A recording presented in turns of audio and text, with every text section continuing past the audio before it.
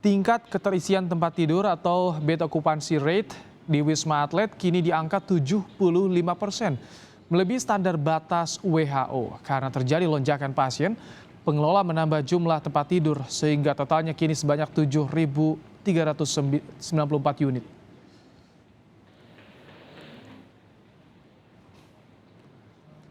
Dua pekan terakhir terjadi lonjakan pasien di rumah sakit rujukan COVID-19 yang keterisiannya bahkan ada yang mencapai lebih dari 80%. Rata-rata berasal dari klaster keluarga yang didatangi pemudik. Pemerintah tegas melarang warga untuk mudik saat Lebaran lalu demi mencegah penyebaran COVID-19.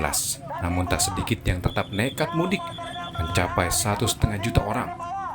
Penyekatan dilakukan bahkan hingga 24 jam. Tapi saat itu tampaknya tak dihiraukan pemudik. Misalnya saja yang terjadi di Subang, Jawa Barat beberapa hari jelang Lebaran lalu. Pengendara motor menutup jalur Pantura karena menolak diputar balikan di pos penyekatan Gamong Patok Besi. Tak sedikit pula provokasi datang dari media sosial dan grup percakapan WhatsApp. Mulai dari ajakan menerobos pos penyekatan hingga jangan takut untuk mudik. Salah satunya yang dilakukan mantan pengurus FPI di Aceh ini. Harus bersama-sama ramaikan di tempat penyekatan, lawan, terobos mereka, pulang, jumpai orang tua, jumpai ibumu, jumpai ayahmu. Mantan wakil ketua FPI Aceh itu ditangkap polisi karena memprovokasi warga menerobos pos penyekatan dan mendorong warga untuk mudik di masa pandemi.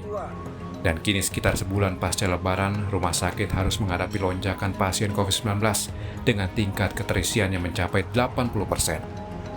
Gubernur Jawa Barat Ridwan Kamil bahkan menyebut peningkatan ini karena warga memaksakan mudik. Di akun media sosialnya, Ridwan Kamil menyatakan hari-hari ini rumah sakit di Bandung Raya dan Bodebek merasakan dampaknya, yaitu mengalami lonjakan pasien COVID yang meminta dirawat. Rata-rata berada di klaster keluarga yang ada histori didatangi pemudik.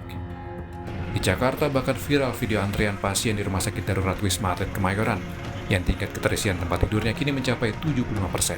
Pengelola Rumah Sakit Wisma Atlet membenarkan video antrian pasien di mana saat itu mereka masuk di waktu yang hampir bersamaan.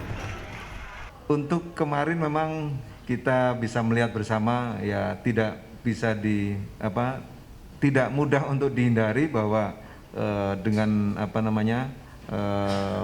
video yang viral katakanlah ini memang tidak bisa atau tidak mudah untuk dihindari, dan memang kemarin memang kita laporannya sehari itu masuk 625 pasien, sehingga bayangkan satu rumah sakit masuk 600 orang dan mungkin separuhnya itu hampir bersamaan. Kita bisa bayangkan sehebat apapun dalam pos atau pendaftarannya sudah banyak gitu ya.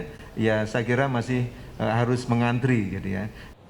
Tak ada jalan lain, warga harus meningkatkan disiplin menerapkan protokol kesehatan dan terus mengikuti anjuran pemerintah untuk mencegah penyebaran COVID-19. Tim Liputan Kompas TV.